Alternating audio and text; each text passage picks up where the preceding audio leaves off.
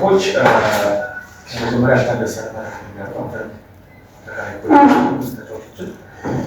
ወደ ጨዋታው ስንመጣ በራሱ መልስ እንግዲህ ቡድኑ አራት ጎሎች ማስቆጠር ችሏል። ምንም ግብ አልተቆጠረበትም።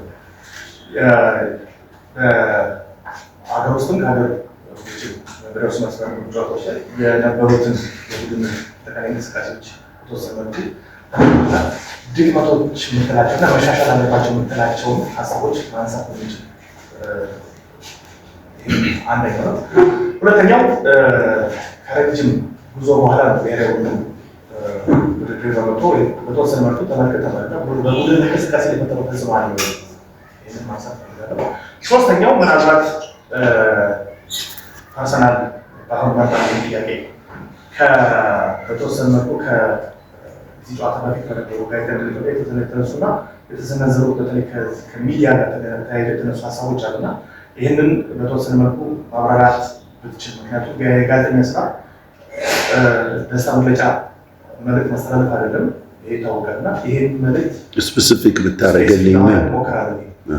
ከጨዋታ ላይ ካልነበረ ተጫዋች ተያይዞ በተለይ ከጋቶች ጋር ተያይዞ ሀዘን ላይ እንደነበረ ይታወቃል። ከዛ ጋር ተያይዞ በነበሩት ጥያቄዎችና ምላሾች ላይ አንዳንድ የተነሱ ሀሳቦች አሉና ይህንን ብቻ ስፔሲፊካሊ ማብራራት ነበርክ የሰጠው ቀን ላይ ከጋቶች ልጀምርና ያ እኔን እንደውም መጠየቅ አይገባም፣ እናንተ ማድረግ ይገባችሁ ነበር። ጋቶች ኢትዮጵያዊ ነው፣ ሀገራዊ ጉዳይ ነው።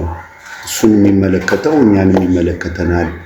ምንድነው ከኳሱ ወተን ሰዋዊ እንሁን። ኦኬ አባባሌ አንተ ጋዜጠኛ ነህ፣ ግን ሰው ነህ አይደለ? ሰዋዊ እንሁን። አንተ በዛ ውስጥ ብትሆን ኖሮ ከዛ ውስጥ ወጥተህ ሀገሬ ብለህ ስትመጣ እዚህ አይነቱን ነገር አፕሪሺየት ማድረግ ይገባናል። ሰዋዊነት ሌላ የጋዜጠኛ ምናምን አይደለም። እናንተም እንደ ሰው ሰፖርት ልታደርጉ ይገባል እንዲህ አይነት ነገር። ምክንያቱም ይሄ ልጅ ከሀዘን የመጣው ከሀዘን ለሀገሩ ብሎ የሚመጣን ሰው ኢንከሬጅ ብናደርግ ሰዋዊነት ነው። ያ ነው፣ ሌላ ነገር አይደለም እንጂ ስፔሲፊክሊ ጋዜጠኞችን እንትማል እንደ ሰው እንሁን ነው መጀመሪያ። ከኳሱ እንጣና አንዳንዴ እንደው ሰውም ሆነን እናስብ የሚለውን ለማድረግ ብዬ ነው። ሁለተኛው የጠየቀኝ መሻሻል የሚገባ በጣም ብዙ መሻሻል የሚገባቸው ነገሮች አሉ። ብዙ እኛ የሰራነው ልጆቹ ላይ ጭንቅላት ላይ ነው። ጭንቅላት ላይ ሀገራዊ ስሜት፣ 130 ሚሊዮን ህዝብ አደራ፣ የቤተሰብ አደራ፣ የልጅ ካላችሁ ልጅ፣ የሚስት ካለው ሚስት ምናምን እነኝህን አደማምረን ምን አለ ሜዳ ላይ ወጥተህ ብትገጭ ብትመታ፣ ሰው ለሀገሩ ታሪክ ሲሰራ ይሞታል። እናንተ ደግሞ በህይወት ያላችሁ ታሪክ ስሩ። እንደነ ሰውነት ቢሻው ታሪክ ሰርተዋል፣ ተጫዋቾቹ ታሪክ ሰርተዋል፣ የውበቱ ቲም ታሪክ ሰርተዋል። ስለዚህ በአጭር ጊዜ ውስጥ ማቲንክ ያስታውሳለሁ፣ በ5 ደቂቃ ውስጥ ቴክኒክና ታክቲክ ልታስተምር አትችልም፣ ግን ልታነሳሳ ትችላለህ አይነት ነው እና መሻሻል የሚገባቸው በጣም ብዙ። ለምሳሌ ዛሬ ጎል ካገባን በኋላ ወደ ኢንዲቪጁዋልነት ተመለሰ። ያ ኢትስ አንፕሮፌሽናል፣ ግን መሻሻል ይችላል። ምክንያቱም እኛም የምናስተምረው ነገር በአንድ ሳምንት መሻሻል የሚችል አይደለም። ልምድ ሀቢት በቀላሉ የሚመጣ አይደለም፣ በቀላሉም አይተውም። ደረጃ አለው። እኛ አሁን በሀገራዊ ስሜት ነው አንድ ልናደርጋቸው የሞከርነው እና በጣም ብዙ መሻሻል የሚገባቸው ነገሮች አሉ። እሱን እንሰራለን። እንዳልነውም ስንመርጥ በብዛት ኤክስፒሪየንስ ያላቸው ፊዚካሊ ፊት የሆኑ እነኝህን እያልን ነው እንጂ ሌሎች መደረግ የሚገባቸው ነገሮች ለወደፊቱ ይኖራሉ። ዴፊኒትሊ ከማጥቃት በተለይ በማጥቃት ደረጃ ላይ ያሉ ብዙ ችግሮች አሉብን። እነሱን እናስተካክላለን። ሶስተኛዋ ጥያቄ ምን ነበረች? ጉዞ ዝም ብለን አልፏል። ስለዚህ ያለፈ ነው። ምክንያቱም ወደኋላ መሄድ አንችልም። ቀላል ነው አይደለም። እኛ ራሳችንን እንደዛ እያልን የመጣ ነው። ስንመጣ ወደ ሜዳ ያንን ያለው አለፈ እኮ በቃ ጨረስን። ኮምፕሌን ማድረግ አይገባም። ምክንያቱም ከፊታችን ከባዱ ነገር አለ። ወዘዲዚ ነው ግን የፕሮፌሽናል ጠባይ ኖረን አልጋ ባልጋ አይሆንም። ሁላችንም ዋጋ ከፍለንበታል። ዋጋ ለከፈልነው ነገር ደግሞ እዚህ ጋር መስዋዕት መሆን አለብን። ከዛ ውጪ መስተካከል ምናምን የሚገባቸው ነገሮች አሉ። አብሶሉትሊ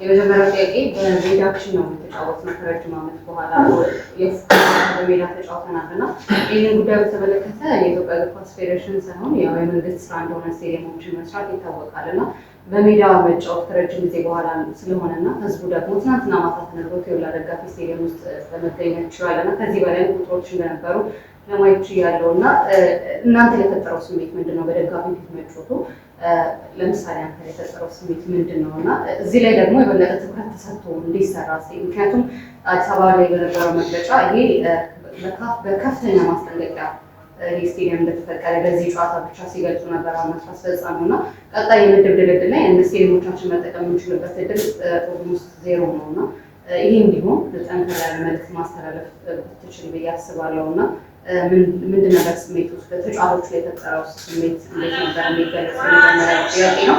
ከዚህ በፊት በነበረው መግለጫ ላይ የሳቶም ያሰጣኝ አንዳንድ ኤክሰፕሽናል የሆኑ ተጫዋቾች እንዳሉ ሲገልጹልን ነበሩ በስም መክናን ማክነን ናቤላኑን ጠርተውና አንተ ግን ቡድን ውስጥ ይሄኛው ዲፓርትመንት የበለጠ በጣም ሁሉም ዲፓርትመንት እንደምትለይ እጠብቃለሁ ግን የበለጠ ደግሞ ጨዋታውን ለማሸነፍ የቡድን ስራ ነው እግር ኳስ ግን ደግሞ እንደዚህ የተለዩ ነበሩ በዚህ ጨዋታ ላይ ብለህ ፎከስ ምታደርገው? ጥያቄ እንግዲህ ሀገራዊ ጥያቄ ነው። እኔንም ይመለከታል፣ እናንተንም ይመለከታል።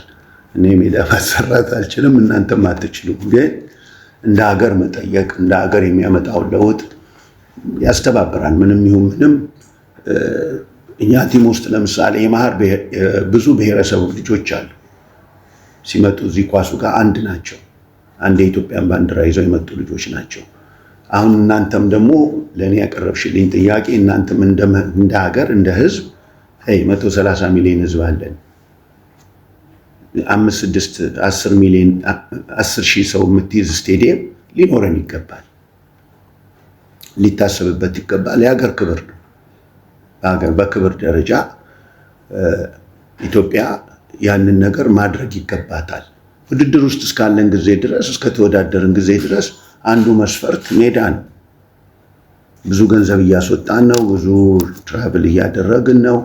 ህዝባችን የራሱን ተጫዋቾች የማያይበት ደረጃ ለ5 ዓመት ደርሶ ነበረ። እኔ አዲስ ነው የሆነብኝ ዛሬ በግራ በቀኝ ምናምን ሲጫው ደግነቱ ፋሲልን ሳሰለጥን ስለነበር ያን ድምፅ ሰምቼዋለሁኝ ዛሬ መልሼ የመጨረሻ ጊዜ ፋሲል ላይ ሰማሁትን ማለት ነው። ይሄን ነው የሚፈለገው። ህዝቡም እኮ የሱ ቡድን ነው። ይሄ የህዝብ ብሔራዊ ቡድን ነው። እኛ ህዝብ ለማገልገል ሜዳ ላይ የገባን አገልጋዮች ነን። እኛን ለማየት ይፈልጋል። እኛን ለማየት ደግሞ ማመቻቸት የሚገባቸው ሰዎች ማመቻቸት አለባቸው። ምክንያቱም የኢትዮጵያ ብሔራዊ ቡድን ተብሎ ማየት ካልቻልሽ ምኑን የኢትዮጵያ ብሔራዊ ቡድን ሆነው? ስለዚህ በራሳችን ሜዳ ማድረግ የሚቻል ነው። እኔ 60 እና 70 ሺህ ህዝብ የሚይዝ ስቴዲየም አይደለም የምንለው 10 ሺህ 15 ሺህ የ60 ሺህ በኋላ መሆን ይችላል። ግን ዋናው ትልቁ ነጥብ ጉዞን ይቀንሳል፣ ወጪን ይቀንሳል። ህዝብን እያዩ ሲጫወቱ ልጆቹ አንዳንድ ለምሳሌ ትንሽ ጉዳት የነበረባቸው ልጆች ነበሩ ትናንትና። ምን ያህል እንዳነሳሳቸው ልነግርሽ አልችልም።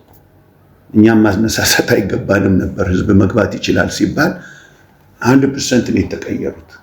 100% ልክ እንደ ጤነኛ ነው የሆኑት። ለምን? የህዝብ ጉልበት ቀላል አይደለም። 12ኛ ተጫዋች ቀላል አይደለም እና በዛ ደረጃ መንግስትና ፌዴሬሽን እኛ አምባሳደርነን ነው ስራችን፣ አምባሳደሮች ነን።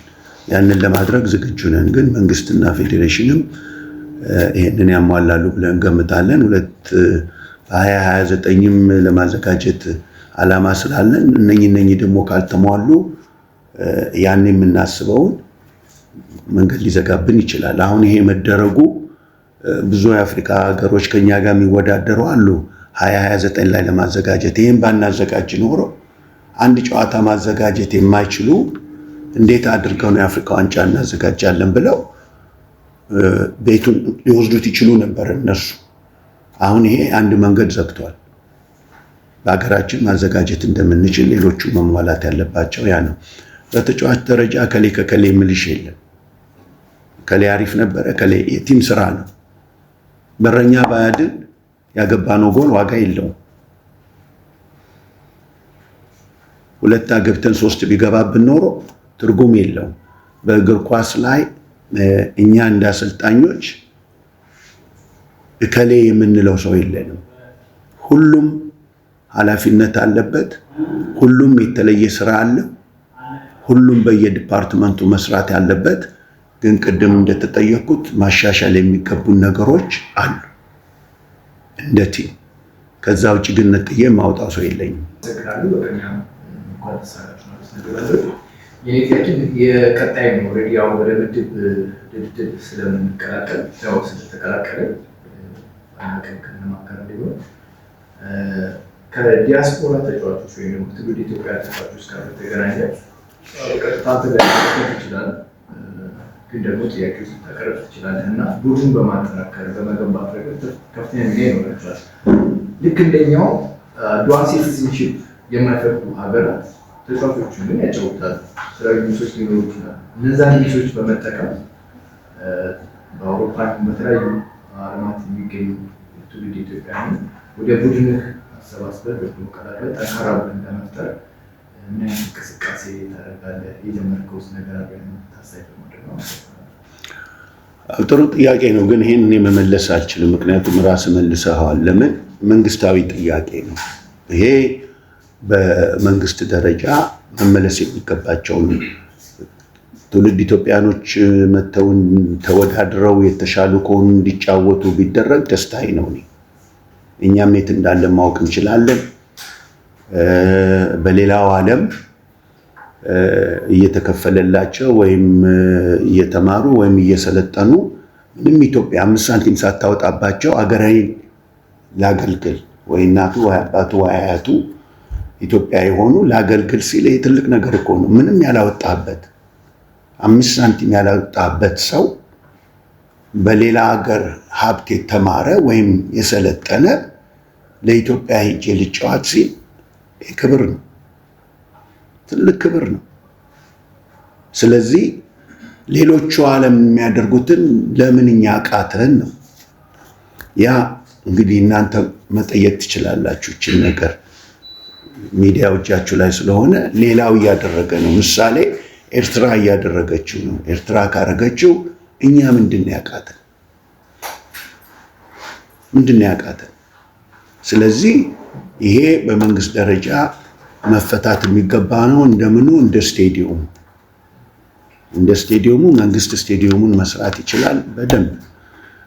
የትውልድ ኢትዮጵያኖችን መጨረስ ይችላል በደንብ። ምክንያቱም ሌሎቹ ምን አደረጉ እኮ ነው እንዳልከው፣ ዱዋል ሲቲዝንሺፕ የማይሰጡ ሀገሮች ተጫዋቾች ከውጭ አምጥተው ከዲያስፖራ ለማጫወት ምን አደረጉ? ያንን ማድረግ ነው። እና ቢመጡ ደስ ይለኛል። አቅማችንን ብናይ ደስ ይለኛል። በእርግጠኝነት ደግሞ የምነግርህ ይሄ ነገር ይሳካል የሚል እምነት አለኝ። ይሳካል የሚል እምነት አለኝ በእኔ በኩል። ዛሬ ፊት ይለት በጣም ደስተኛ ነው ያ ምክንያቱም ድሬዳዋ በኢትዮጵያ እግር ኳስ ታሪክ እግር ኳስ ቤት ናት ብዬ ነው የማምነው። በግሌ በማወቅም ባለማወቅ ረዘመ ማጠርም አሁን ታሪክ መስራቷን ቀጥላለች። በኢትዮጵያ እግር ኳስ ላይ ምስል ሲነሳ ኢትዮጵያ የመለሰችው ድሬዳዋ ናት የሚል ነገር መነሳቱ አይቀርም እና በጣም ደስተኛ መሆኔ በዚህ አጋጣሚ መናገር እፈልጋለሁ። ግን ደግሞ ጥያቄ ሁለት ነው። አንደኛው ሲሄዱ 29 ሰዓት ሲመጡ 29 ሰዓት ቡድኖች በጣም በመንገድ ላይ ድካም ነው የተኛው። 3 ሰዓት 4 ሰዓት ነው የተኙት። ግን ዛሬ ልጆች ወጥ ላይ ቅያሬ ላይ የዘገዩ ይመስላሉ። አንዳንድ ልጆች እንደውም ከናን ቢጫ አይተዋል። ፋውል ሲያበዙ ነበር ወደ መጨረሻ አካባቢ። ምናልባት ለመቀየር የዘገዩበት ምክንያት ምንድን ነው? እነዚህ ልጆች ገና ክለባቸው ላይ ኃላፊነት ይኖርባቸዋል እና መዘግየት ቅያሬዎች ላይ እንዴት ነው የሚል ነገር ለማንሳት ነው። ሌላኛው እዚሁ መድረክ ላይ ደጋፊ ቢገባበት ሲመኙ ነበር። ደጋፊ ገባ፣ ከደጋፊ ጋር መጫወት ያለው ስሜት እንዴት ነው? ቅድም የፖርቱጋሉ አሰልጣኝ ሲናገሩ በሜዳ ለመጫወት ምን ያህል እንደ ግርሳት እንደሚያቃጥል እሳቸው ላይ የምረዳው ነገር ነበር እና ከደጋፊ ጋር ተያይዞ የነበረው ነገር በድሬዳዋ የነበራችሁን ቆይታ ለህዝቡ የሚሆን ነገር ምናልባት መልስ መስጠት ኦኬ በመጀመሪያ ለጠየቀኝ ጥያቄ ቅያሬ የሚለው ለምሳሌ እንደነ ከነዓን አይነቱ ትናንትና ሁላ ተጎርተው ልምምድ ላይ ሁላ ጥሎ ወጥቷል። ማን እንዲገባ አደረገው? ደጋፊው። የደጋፊው መግባት ነው ከነዓንን ያነሳሳው። ስለዚህ ደጋፊው ምን ያህል ጠቃሚ እንደሆነ ቅድም ስትጠይቀኝ እሷ ነግሬሃለሁኝ። ማነሳሳት የማንችላቸውን ሰዎች አነሳስቶልናል።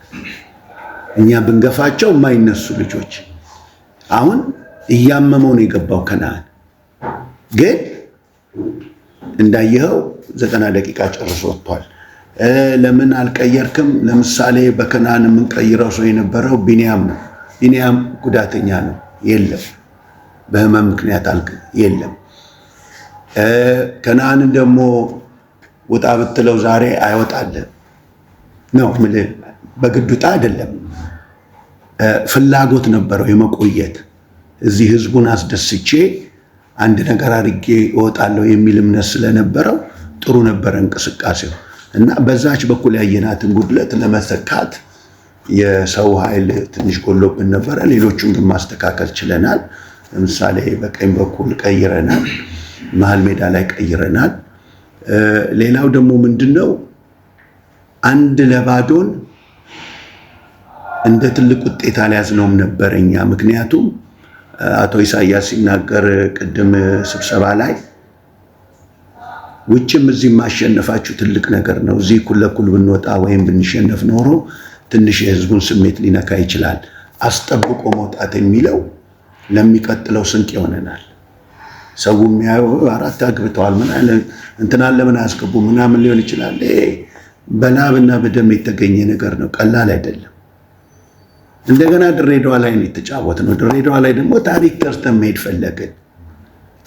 እንደውም አቶ ኢሳያስ መጥቶ ከጨዋታ በኋላ አንዱ የተናገረው ፕሬዝዳንቱ ይህንን ነበረ። ታስታውሱ እንደሆነ ባህር ዳር ላይ ምንም ጨዋታ ተሸንፈን አናውቅም። ምንም የኢትዮጵያ ብሔራዊ ቡድን ጊዮርጊስ፣ ደደቢት ምናምን ሁሉም ሲጫወቱ ተሸንፎ አቅም እና ይሄ ደግሞ ድሬዳዋ ላይ እንዲቀጥል እፈልጋለሁ ብሎ መናገሩ እኛ ስብሰባ ላይ መጨረሻው ላይ እኛም ደግሞ ያንን ይዘን መውጣት ፈልገናል። ለምን ላስት ሚኒት የገባ ህዝብ ተደስቶ መውጣት አለበት። ለኛ እኩልም ብንወጣ ግድ የለንም፣ 1-0 ብንሸነፍ ግድ የለንም፣ አልፈናል።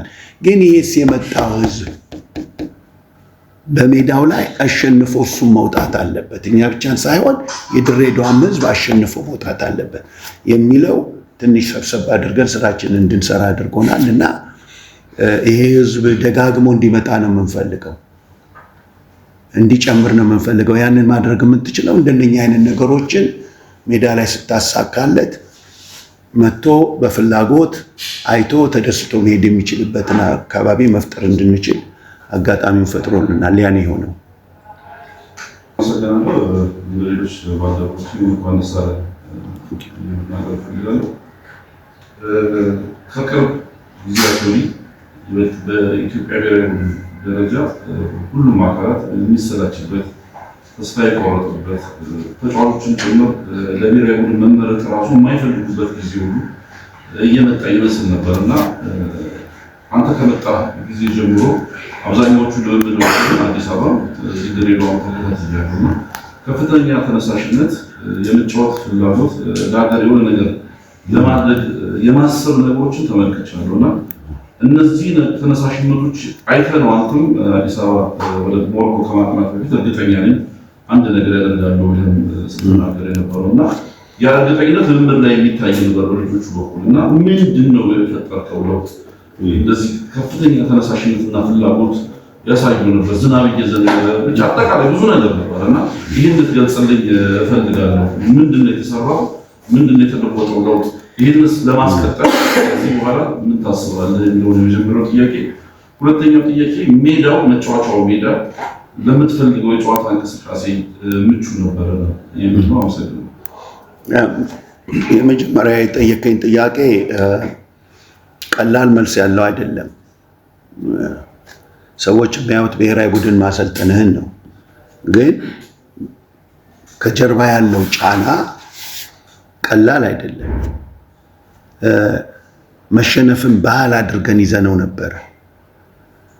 ባህል ስለመሰለ መሸነፍ ባህል የለበትም የሚል እምነት አለኝ እኔ።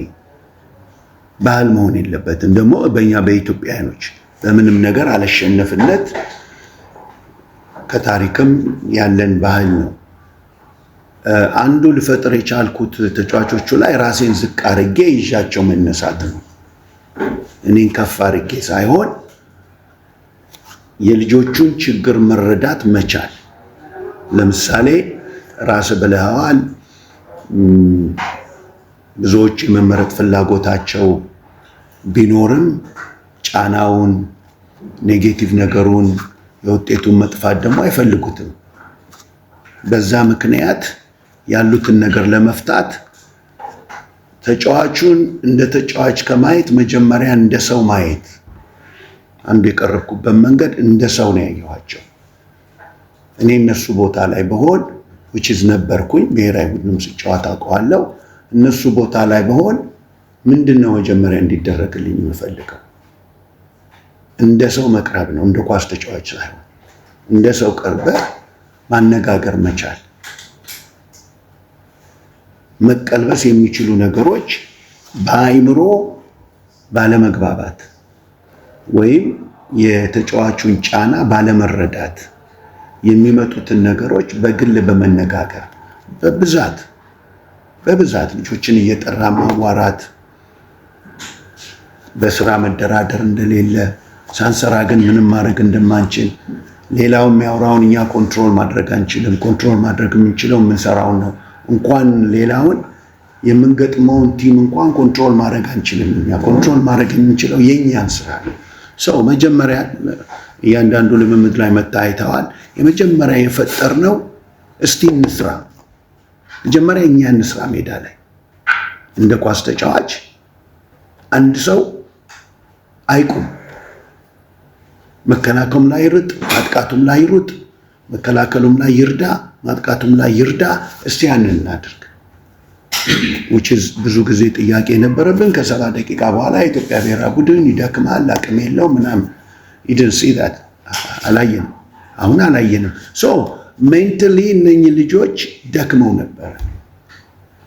ያንን ማነቃቃት ነው የጀመርነው። ከዛ ሀገራዊ ስሜት መፍጠር ነው። ሳትጫወት ለምንድን ነው የምትሸነፈው? ሳንጫወት ለምንድን ነው እጅ የምንሰጠው? ምሳሌዎችን የእነ አበበ ቢቂላን በባዶ እግር መሮጥ፣ ሰው በጫማ ሮጦ እነሱ በባዶ እግር ሮጠው መቅደም፣ አሸዋ ላይ የነ ኃይሌ ገብረስላሴን 28 ጊዜ ሬከርድ መስበር፣ የነ ደራርቱን የማናመጣው ነገር የለም። ምክንያቱም እግር ኳስ 11 ለ11 ስትጫወት 11 ሰው ስትገባ 10 የሚረዳ ሰው አለ። ችግር እንኳን ቢመጣ ደግሞ 3 የሚቀየር አለ። ስለዚህ 14 ሆነ ነው የምትጫወተው። ሩጫ አንድ ሰው ብቻውን ነው የሚወሰነው፣ በዛ ግለሰብ ነው፣ የሚረዳው የለም ከጎኑ። ስለዚህ ያንን ከባድ እንኳን ነገር 2 ሰዓት ከምናምን እየሮጡ ይወጡታል። እና ያንን ማድረግ እንችላለን። እና ወደ ፖዚቲቭ እንትን ውስጥ ማምጣት ነው። እርስ በርስ እንዲግባቡ ማድረግ ነው። አንዳንድ ደንቦችን ደግሞ ነው ያስቀመጥነው። የክለብ ማሊያን እናውልቅና አሁን የኢትዮጵያ ማሊያ እንልበስ። ወደ ክለብ ስንሄድ የክለብ ማሊያ እንለብሳለን። አሁን የክለብ ማሊያ አውልቁ፣ የኢትዮጵያ ማሊያ ነው የምንለብሰው። እና እንደነኝ አይነት ነገሮች። ከዛ ደግሞ እንደ ኳስ ተጫዋች በኳስ ተጫዋችነት እንዳለፈ ሰው መረዳት፣ ሲሳሳቱ ከመጮ ምን ከማለት ይልቅ ችግሩ ሊፈታ የሚችልበትን መንገድ መፈለግ። ሰው በብዛት ያደረግነው እነኚህ ነው። እና ለችግሮች ደግሞ መፍትሄ ነው። ለምሳሌ ዛሬ ስንጫወት ምንድን ያልናቸው? ሰው የሚገምተው የሳኦ ቶሜቲ የመጀመሪያ 15-20 ደቂቃ ይጫነናል፣ እኛ እንጫነዋለን። ገለበጥ ነው። አይታችሁ እንደሆነ እኛ ስንጫወት እነሱ ከኋላ እንዳይጨምሩ ፊት ከነአንንና አቤልን ልከን ነው፣ አፈግፍገን አይደለም። ከዛ በጊዜ አግብጠን ሞራላቸውን መንካት ነው። ከዛ በኋላ እንደፈለጋችሁ አቀዝቅዛችሁ ስትፈልጉ ሂዱ፣ ስትፈልጉ ቁሙ። ህብረተሰቡ ብታገባ ደስ ይለዋል።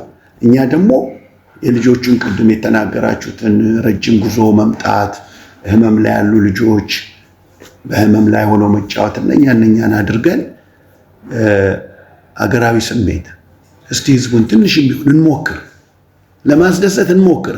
ከዛ በኋላ ግድ የለም ህዝቡም እኮ ቢሆን ይቀበላል እኮ። የእውነት ነው።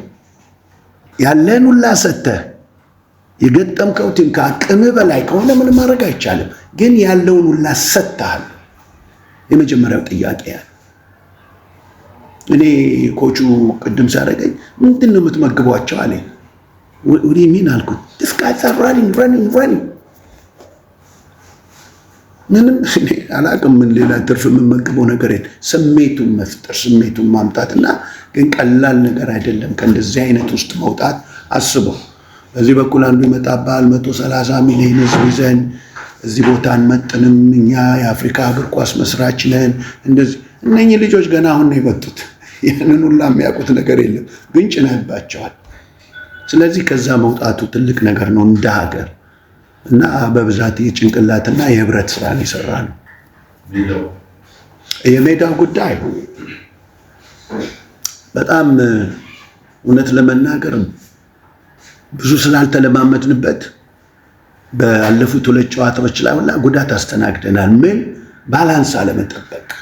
የሳር ላይ ሲሆን ጫማን በምሰካበት ጊዜ መሬቱ ላይ እንደ ፍሬን ይይዝልሃል። ሳር እግርን ስትሰካ ፍሬን ነው ራሱ ይዛል። እዚህ ጋር አርቲፊሻል ስለሆነ ሄዳለሁ ብለህ ባላንስን መጠበቅ ካልቻልክ ቁርጭምጭሚት ይታጠፋል፣ ጉልበት ይታጠፋል። ልምድ የሜዳው ልምድ ከሳር ላይ በብዛት ወደዚህ መምጣቱ የልምድ ከኛ ደግሞ የነሱን አየ 6-7 ጊዜ ወደቁ። እነሱ ትልልቅ ሰውነት ያላቸው በቸላይ ባላንሳቸው መጠበቅ አቃታቸው። ግን በኳስ ማቀበል በምናምን ኮምፕሌን ማድረግ አችልም ካልቻልክ በስተቀር። በቃ ይሄ ኮሮምቦላ ነው የምትለው እንደ ኮሮምቦላ ነው ሜዳው። ምንም ሰበብ ማብዛት አይቻልም፣ በግልጽ ይታያል። ግን ለመጫወት ልምድ ያስፈልገዋል ሜዳው።